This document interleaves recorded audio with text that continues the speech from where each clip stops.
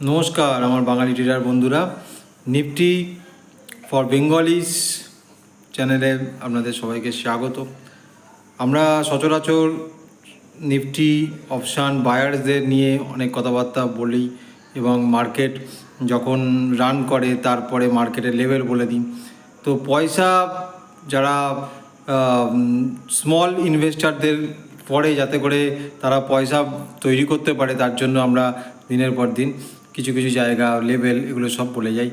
তারপরে মার্কেট আওয়ারে যা যা ঘটে সেই লেভেল অনুযায়ী কাজ হয়।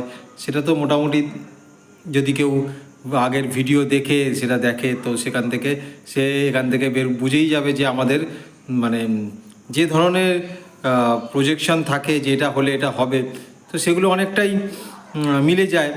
এবং কিছু যদি হবার থাকে তাহলে তো ওই সিস্টেম অনুযায়ী হতেই হবে, তার কারণ হচ্ছে এগুলোই হচ্ছে লেভেল, মার্কেট তো লেভেল অনুযায়ী কাজ করে।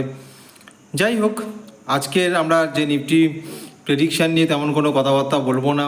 আমি আজকের একটা মেমে কয়েন, সেই কয়েন নিয়ে একটু কথাবার্তা বলবো, যেটা ক্রিপ্টোকারেন্সি মার্কেটে 2023 সালে লঞ্চ হয়েছে এবং 23 সালে লঞ্চ হওয়ার পর থেকে প্রায় একটার পর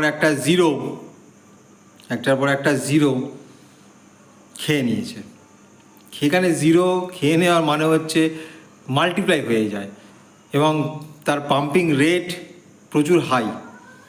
এবং যে কোনো ধরনের কয়েন যা এখানে লাস্ট 2 ইয়ার্স 3 ইয়ার্সে বেরিয়েছে, তার মধ্যে সেই যে কয়েনটা নিয়ে আমি আজকে আলোচনা করছি, সেই কয়েনটি সবথেকে বেশি টাইমস মাল্টিপ্লাই হয়েছে। এবং কিছু জিনিস হয় যে দুদিনে বিশাল বড় মাল্টিপল হয়ে যাচ্ছে, এটা দুদিনে নয়, প্রায় 2 থেকে 3 বছর ধরে, 2023-এর পর থেকে 2025 পর্যন্ত প্রায় 2 ইয়ার্স ধরে এটা মাল্টিপ্লিকেশন হতে হতে হতে হতে একটা বেশ বড় লেভেলে পৌঁছে গেছে।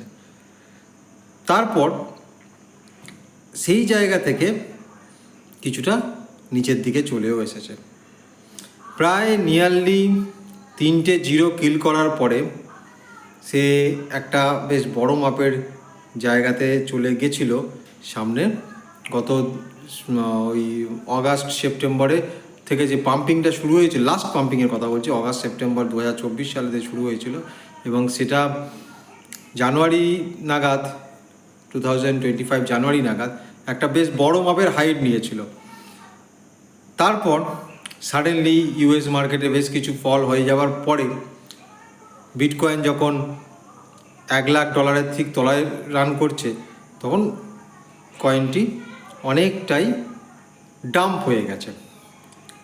ঠিক আছে, তো আমি যে কয়েনটির কথা বলছি সেই কয়েনটি হচ্ছে পেপে কয়েন। এটা হচ্ছে ফ্রগ বেসড একটা মেমে কয়েন এবং এটা হওয়ার পর থেকে এর জার্নি খুব ভালো গেছে আর কি। তার কারণ হচ্ছে আমি কয়েনটার কথা বলছি, আমি 2023-তে মানে আমি যখন 2023 সালে ক্রিপ্টো মার্কেট সম্পর্কে যে পেপে কয়েন কেমন বা পেপে কয়েন কত ভালো, কারণ এক্সচেঞ্জে আস্তে আস্তে এদের তো রেট অনেক বেড়ে যায়। যাই হোক, এই কয়েনটাকে আমি পার্সোনালি ফলো করে যাচ্ছি লাস্ট যবে থেকে আর কি লঞ্চ হয়েছে তবে থেকে। এবং এই কয়েনে আমি 500 রুপিস এখানে ইনভেস্ট করেছিলাম 2023 ওই সময়টাতে। এবং সামহাউ অন্য ধরনের মার্কেট বা নিফটি মার্কেট অ্যানালিসিস করা বা নিফটিতে অপশান ট্রেডিং এই সমস্ত করার জন্য আমি যে অ্যাপসটা ছিল আমার, সেই অ্যাপসটা কিন্তু আমি কোনোভাবে মোবাইল থেকে ডিলিট করে দিই। ওকে, তারপরে 2024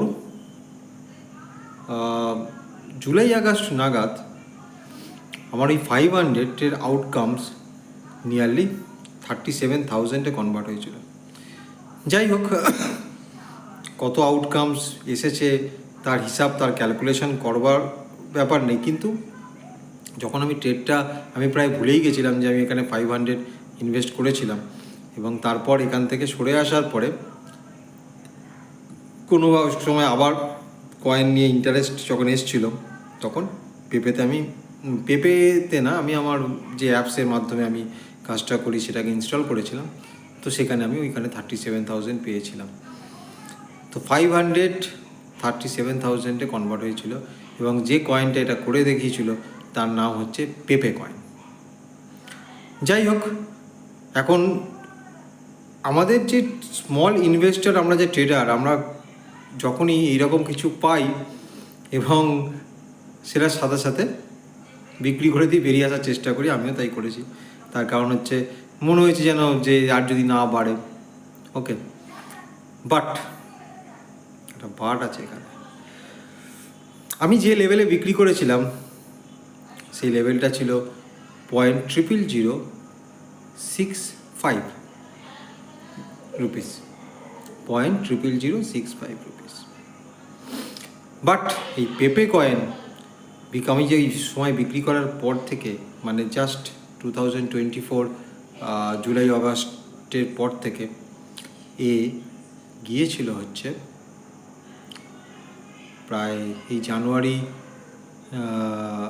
2025 জানুয়ারিতে 0.0024।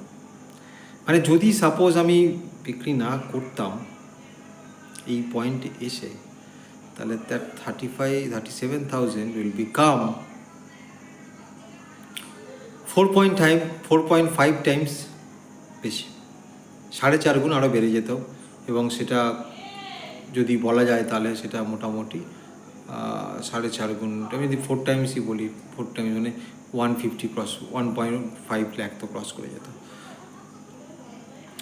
যাই হোক, আমি কিন্তু তখন কিন্তু আর পেপে কয়েন ধরিনি। বাট কথা বলার উদ্দেশ্য হচ্ছে এই যে টার্মোয়েল কন্ডিশন দিয়ে যাওয়ার পরে পেপে কয়েন যেই পয়েন্টে আমি বিক্রি করে দিয়েছিলাম সেখানে আবার চলে এসেছে। ঠিক আছে, তো এখন আমার দেখার ব্যাপার একটাই যে এ 0 কিল করে না এ 0 অ্যাড করে, রাইট? তাহলে পেশেন্টলি এখন আমাদের পেপে কয়েন র্যাডারের মধ্যে চলে এসেছে। এখন এখান থেকে একে যদি সামনের দিকে যেতে হয় বা আমরা এখান থেকে ইনভেস্ট কোন পয়েন্টে করব, পেপে কয়েনকে ওয়াচ লিস্টে রেখে দিন। একে ইনভেস্ট করার প্রপার জায়গা হচ্ছে এ যখন আপনার একটা 0 কিল করবে, মানে এখন আছে 0.0007, এখান থেকে এ যখন 0.001-এ আসবে, যে পয়েন্টে 0.001-এ আসবে তার মানে মার্কেট সেন্টিমেন্ট আবার পেপে কয়েনের রেসপেক্টে ইনক্রিজ হয়ে গেছে। তাহলে ওই জায়গাটাতে আবার পাম্প নেবার চেষ্টা করবে এবং সেই পাম্পে আপনার 10 কিল করার দিকেও কিন্তু আবার এগোবে। সো 0.001 থেকে 0.01 হতে ওর কিন্তু খুব একটা বেশি দিন সময় লাগবে না, 3 to 4 মান্থসের মধ্যে পিক আপ নেবে, পাম্প করবে এবং 0.001 থেকে 0.01 2 to 3 মান্থসের মধ্যে আপনার মানি 10 টাইমস হওয়ার ক্ষমতা রাখে এই পেপে কয়েন। তাহলে আমাদের করণীয়টা কি? করণীয় হচ্ছে এখন পেপে কয়েনের ট্রেড না নিয়ে পেপে কয়েনটাকে ওয়াচ লিস্টে রাখুন। যখনই এ পয়েন্ট লেভেলটা রেখে দিন,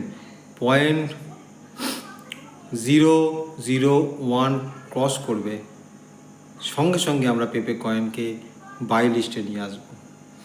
স্মল ট্রেডার, অল্প পুঁজির ট্রেডার 5,000 ইনভেস্ট করুন। একটু বেশি পয়সা রয়েছে 50,000 ইনভেস্ট করুন। এই 50,000 কনভার্ট হয়ে যাবার দম রাখে 3 to 4 মান্থসের মধ্যে, আর 50,000 5 লাখে কনভার্ট হয়ে যাওয়ার ক্ষমতা রাখে 3 to 4 মান্থসের মধ্যে। 10 টাইমস ইনক্রিমেন্টের জন্য আপনারা পেপে কয়েনকে ওয়াচ লিস্টে রাখতে পারেন। যখন ক্রিপ্টোকারেন্সিতে আপনি কাজ করবেন তো এখানে পয়সা কম লাগাবেন চিন্তাভাবনা করেন, তাহলে এখানে ওয়াচ লিস্টে ওয়াচ লিস্টে কয়েনকে রাখা খুব দরকার। ডে বাই ডে আপনাকে ওয়াচ করতে হবে। এবার এই কয়েনটা ওয়াচ লিস্ট থেকে আমি বার করে তো কখন দেবো, যদি সাপোজ এ 0.0006কে ছেড়ে দেয়, মানে 0.0006-এর লোটা ব্রেক করে, তখন এই কয়েনের আর কোনো দম থাকবে না এবং এই কয়েনকে আমরা ওয়াচ করা ছেড়ে দেবো। তাহলে কেন ওয়াচ করবো এই কয়েনটাকে? কিছুই কিন্তু করব না এখন, ওয়াচ করা খুব ইম্পর্টেন্ট। কেন ওয়াচ করব?